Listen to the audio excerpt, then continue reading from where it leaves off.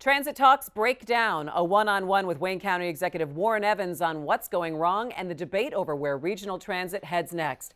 Plus, life after prison. It's a One Detroit Closer look. And headlines of the week. Nolan Finley and Stephen Henderson join me at the desk, and My Week is coming right up.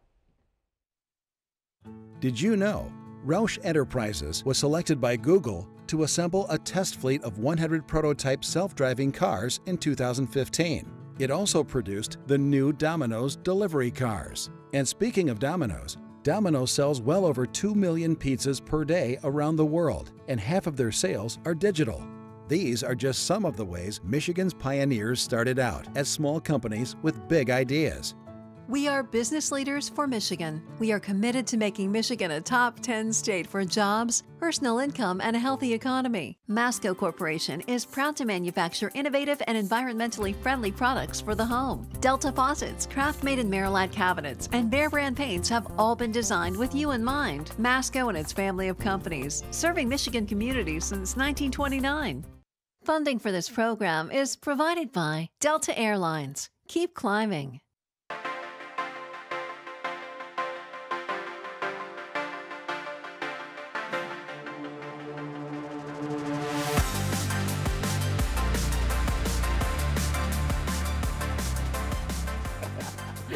Hi there and welcome to My Week. Thanks so much for joining me. I'm Christy McDonald.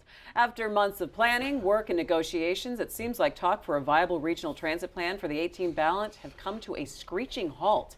Oakland County Executive Brooks Patterson took a shot at the plans in his State of the County address last week, saying a renewed plan would cost too much without the benefits.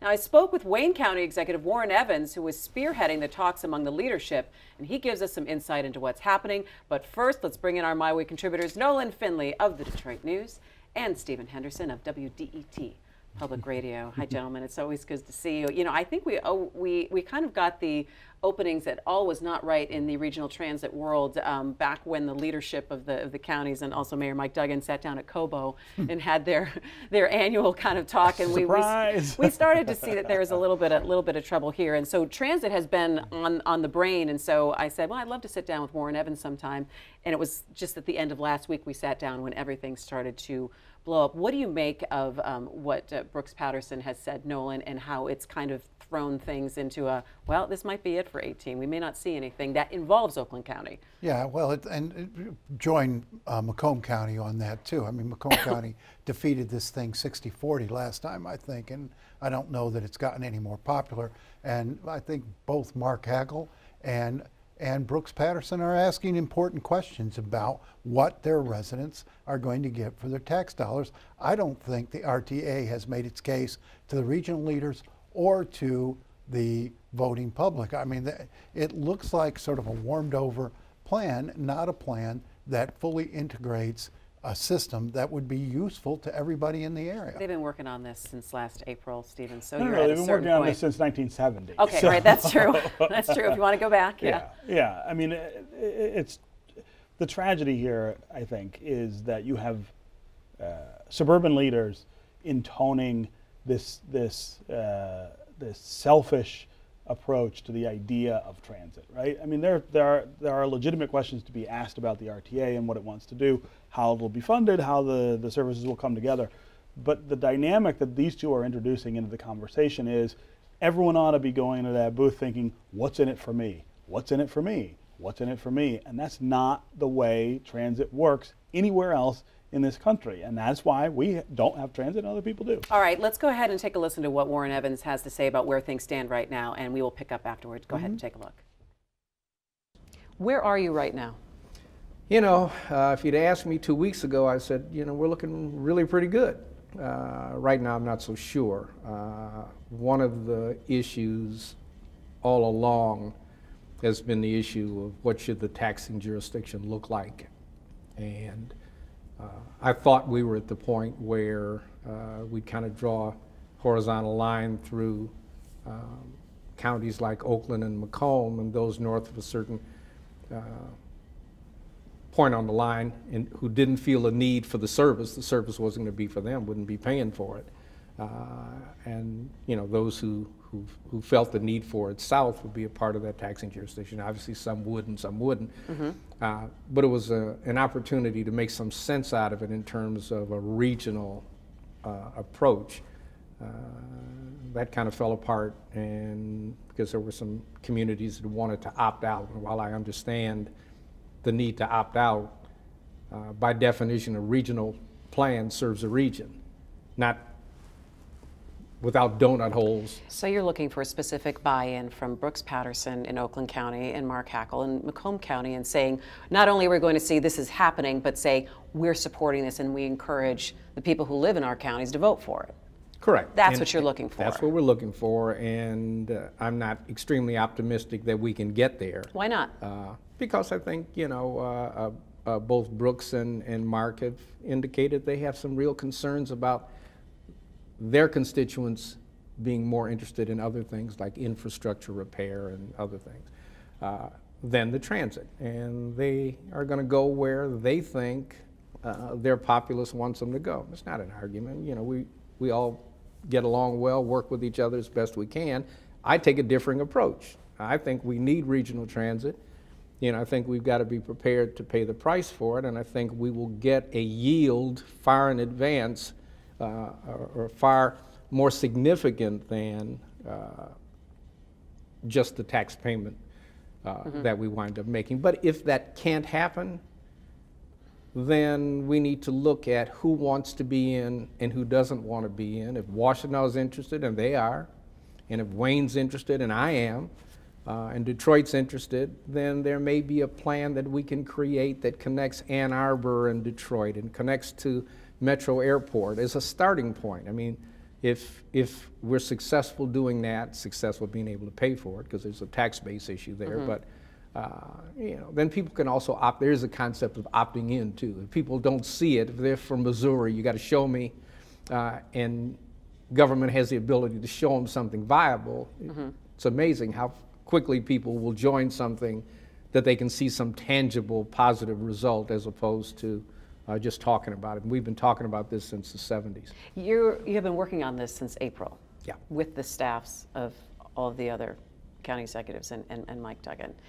Is there a feeling that if you can't do it this year, if you can't do it in 18, then when can you do it, or can it ever be done in this region? These are really tough questions. I mean, I think my sense is those who say let's hold it off till 2020 are really saying let's just hold it off. I don't think 2020 is necessarily going to be any better time to deal with this than 2018. I mean, I think part of it's definitional. What I hear Brooks saying is, I'm for regional transit, but parts of the region aren't going to be a part of it. I mean, to me, that's counter to what regional is and connecting people. It's hard to connect somebody around the city and, you know, in that sort of way. And I'm not knocking his position. If that's what he believes, then maybe definitionally we're going about this the wrong way. If it's either going to be a regional system or it's not.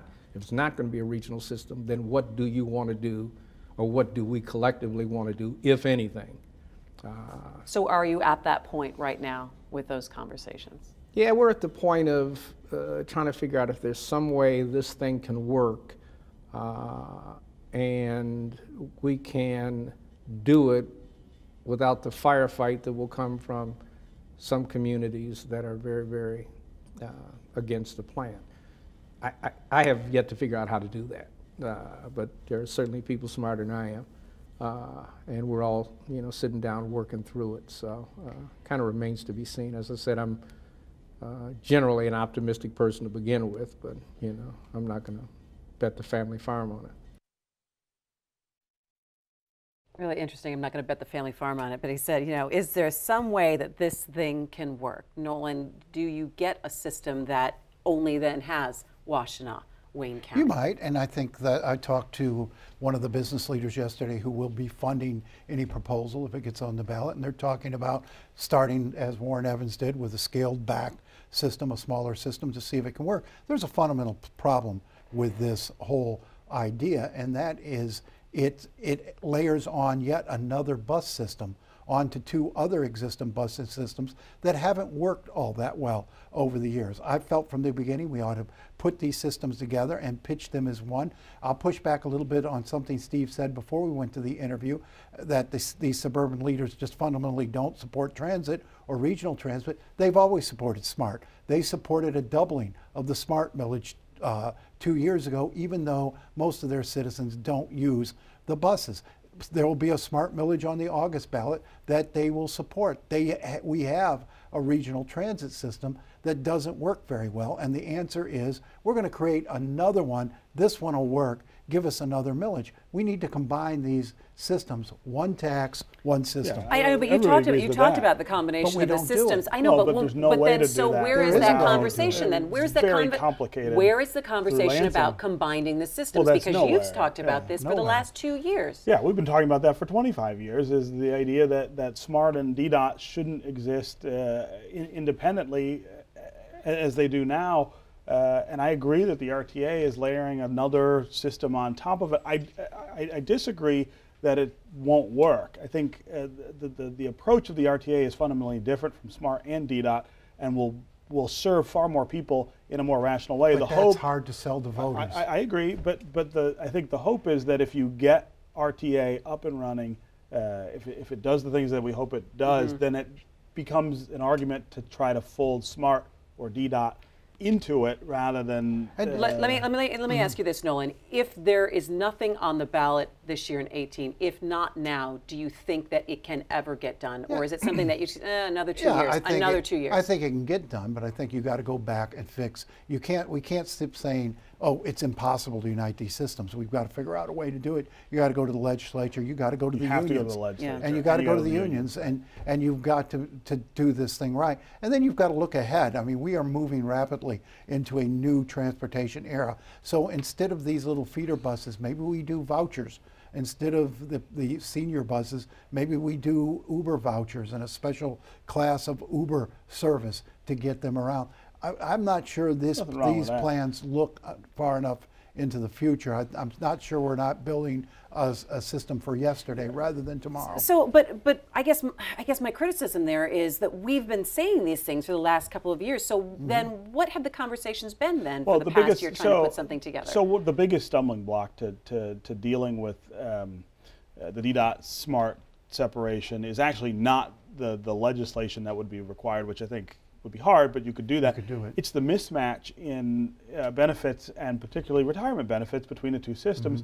The deficits in the system in Detroit, the shortfalls that exist there, what do those look like compared to SMART, and who pays for it? And that's been the current rules say you've got to match the best and highest contract, which would make the cost very prohibitive for a regional system. Would be expensive, but it probably is the right thing to do. The question is who pays. I think going above the logistics, though, you hit on the philosophical argument of for the greater good, and I think that's how it was sold last time around, saying we need this for the region, and even if you're paying for it and you don't have that bus that comes right by your house, this is for the greater good. Let's remember how close we came. 1 percentage point. 1 percentage point. If you look at most of Oakland County, even in the exurbs or outer ring suburbs, this thing either passed or came within a point or two of it. So it's not like we're that far away. People are already paying for a regional transit system for the greater good. And now you're saying, here's a second one, a second bill. But SMART is not a regional system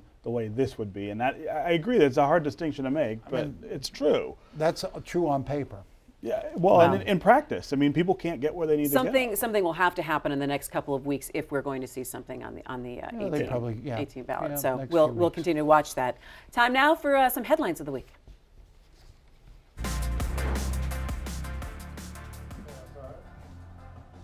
So real quick, this headline jumped out at me. Angler, ESPN report on MSU's, quote, sensationalized packaged reporting. Nolan, what did you think about that? I flinched a little bit in saying that, seeing as they're still investigating what has happened there. For him to come out and say sensationalized kind of grabbed me the wrong way. And he wrote a memo yesterday to all constituents, I guess, all stakeholders in the MSU community, and really rose to the defense of Izzo and D'Antonio. I think they ought to be a little cautious about that, and we ought to be seeing programs and policies put in place to make sure these programs are protecting the students of Michigan State. Right. D'Antonio's had 16 incidents in his 10 years. They ought to be asking questions about what you're doing to make sure we don't get a 17th and 18th. Going after the media. This was the this was the problem, I think, from the beginning with a person like John Engler. This is not about him personally, but someone who comes from that political sphere. That's how you manage things in politics. Is you push back, you circle the wagons, and you defend. That's not the role we need for the president at the university to be playing right now, and that's, I think, it's a Class A example of why he's wrong for that job. And this is not about saving the athletic programs. No. That's been the problem Right. from the beginning. Yeah, we're going to have to see if we're hearing more from him soon. All right, and finally tonight, there is a lot of work being done to help people who have served time in prison to build a life when they get out, to find guidance and success in order to cut down on the rate of repeat offenders. And in Detroit, there's an organization called Luck, Inc., and it was formed by a group of men who all served time together and who are uniquely understanding and qualified to help people with the challenges that they face. One Detroit producers, Bill Kubota and Will Glover, bring us this story as part of Chasing the Dream, Poverty and Opportunity in America, which is an ongoing public media reporting initiative. Different states, lots of people heard what sounded like this massive boom, and then some Actually, I'm meeting with a person who's recently released from the Michigan Department of Corrections. He's on tether, he's on parole. The client who's coming, the parolee who's coming, his cousin reached out. The city fried chicken with some gravy is real good. Y'all hungry? It's on me, man. You sure whatever you want, man. Mario Bueno co-founded a nonprofit company helping people just released from prison get their bearings. The people who get out, they're called returning citizens. Bueno, he's a returned citizen too. I did 19 years from the age of 16, right? I was in 16 different prisons. I was kicked out of 9 of them, you feel me? I got locked up. When I got locked up, I was robbing and hurting drug dealers. That's just what I was doing back in '95. Bueno's company contracts with other Detroit public agencies, providing services to those in need, and returning citizens need plenty. Finding food, housing, jobs, and often basic life counseling. I need to understand who he thinks he is to understand where he's going. Before you got locked up, what were you doing besides what you was doing? I'm talking about like education-wise. How far have you gone? I did some college. Some college before you got locked up? It's challenging belief systems, believe it or not. But it's more effective to do it on a one-on-one. You gotta wake up every day with the attitude, you know what, I'm blessed and I'm favored and look at what I got and let's get it. Even when you don't feel like it, ain't about feelings. After every feeling, there ain't. After every principle, there's a promise. You get up every day and start knocking at those goals, you're gonna manifest it, all right? So that's the first thing you're gonna do. You're gonna write down your long-term goals. And that's gonna be on this blue board. This, you starting out like this, because that's how I started. I started out with 1 board. You starting out with 2. Because this green one is signified for growth. This is your short term. You ain't gonna grow and make it to blue, to your heaven, unless you grow.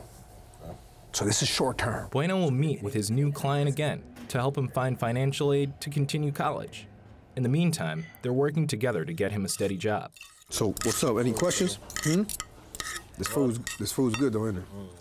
So that is the 18th engagement day for U of M. In downtown Detroit, a staff meeting for Bueno's operation, Luck Inc. Everyone here has done time. Drugs, assault, murder. Added up, 2.5 centuries behind bars served by the men at this table. The core of the crew trained together at a state penitentiary in Jackson, Michigan, learning how to become better men, a program led by Luck Inc. co-founder Rick Speck. I had a phenomenal team of men that were willing to go to the furthest lengths to succeed in the criminal world, right? And now they're pushing those same limits, but it wasn't for the criminal world, but we had administration and staff there that began to support us and believe in us. And so we were able to launch this, to something bigger than any of us honestly had dreamed. And the program was aimed at taking the most influential men from the prison yard, not for the better. Those men who had influence for the worse, and transform the way they think, the way they view themselves, and invariably the world around. When we were all inside, we all did different training. We were part of a group, and we all trained each other. In time, we all became trainers. So it was internalized. It was inside us. We understood the model that we created inside would be truly beneficial on the outside. So we came up with LUCK, which stands for Leaders Under Correct Knowledge. LUCK Inc.'s Cameron Colts, along with Rick Speck and Ron Webb, are working their other day job. They own a construction company, income that supports the operation's bottom line. We do a lot of commercial and residential remodeling. You know, when we have opportunities, we grab some returning citizens, put them to work, try to find out their skill set and where they're headed in life. The group nurtures an entrepreneurial attitude.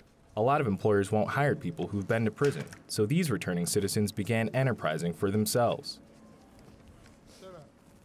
Detroit's a spread-out city. A lot of people can't afford cars, so LUCK Inc.'s Melvin Dalton started his own transportation service. It's hard. You got to do what you got to do to stay out here. I'm just trying to do something right with my life. People just got to know that I'm out here and I'm reliable. Dalton, age 61, went to prison at 18, spending 42 years behind bars. He got out a year ago. And I thought everything was going to be so easy, but when I came home, I cried because it was nothing like I thought it was going to be. The family that I had before I went to prison, I didn't have no more. I didn't have no support system. I didn't have nothing when I come home. For the first month I was at home, I didn't know what I was going to do. You know, I was just so angry a couple of nights since I've been home. And I called on them, and guess what? All of them was there like lightning. I got a support group in them. In LUCK Inc., I found a family in them, you know? And I love them. And it's simple as that. In the southwest part of town, the Detroit School of Digital Technology has an alliance with LUCK Inc. This small college is returning citizen friendly, where 68-year-old Walter Riley, who spent 50 years behind bars, now works security. And it's here Zeke Moore, a former drug dealer, now LUCK Inc.'s media director, is finding his future. They didn't have computers and cameras. We didn't have access to all that on the inside. So when I came out, I didn't know how to use a computer. I didn't know what Wi-Fi was. I didn't understand the concept of it. So I was blessed to get gifted a camera, and from there I just went out and started teaching myself. And sure enough, along the way I steady picked up skills, and they end up hiring me, having me come in like 3 days out the week to teach the students what I've learned hands-on. So we can get this popping, honestly. Could you pass this out? Take one and pass it on? Mario Bueno's at the technology school too, working his other day job as a motivational speaker. He talks to at-risk youth in schools, but he's here hosting a series of weekly self-help videos for the web, targeting returning citizens. Okay, say something again. Hello, hello, can you hear me? I want to be able to not only touch the ones who are exactly in front of me, but touch and help reform and reshape those who are maybe miles away, thousands of miles away. You guys are a unique breed. You guys are a population that has already suffered and understands that through that suffering, I get strength. LUCK Inc. has worked with hundreds of returning citizens in the past 3 years, many of them among the hardest cases referred to them by service providers. Bueno estimates a success rate of at least 80%, while statewide numbers are closer to 70, where returning citizens won't go back to prison. How good am I at adapting, regardless of what happens? He's trying to get a better read on how well his operation is doing, because now there's interest from more agencies, like the Catholic Church and State Department of Corrections. So expansion plans could be coming, with more returning citizens to be hired and trained to help other returning citizens. Right, so that's practical problem solving. You realize that there's probably 9,000 annually released to Michigan, and about a third of those men and women come to this city alone. So what are we doing to welcome these men and women home? Now we're starting to humanize these guys. We're starting to see that they're actually people, and sometimes they are victims themselves. Hurt people. So if I never was able to process or deal with the hurt I was receiving, I'm gonna try to figure out how to survive. And sometimes that survival comes by inappropriate means. The last 3 years of my incarceration, I became a model citizen. And it wasn't by happenstance. It was by fellowship. It was by peer mentoring that actually passed on skills and tools that would allow me to first resolve the conflict within, and then invariably the external conflict that we face every day. Every time I went to prison and came home, I was worse. I was a worse person. Why? Because I learned more about crime from who? From criminals, because that's who I was around. And it wasn't until this last time where this opportunity came to do better, be better, that I grabbed it like my life depended on it, because it did. Because today at 47 years old and having 18 and a half years of incarceration, I don't want to go back to that. I don't have to go back to that. I'm a bigger solution to my community today than I was a problem. Wow, what a story, and we'll continue to follow Luck Inc. as they hopefully expand. For more stories from One Detroit, just head to our website at MiWeek.org. That is going to do it for us this week. Check out Facebook and Twitter at MiWeek. Make sure you come back and see us next Thursday for MiWeek. Take care.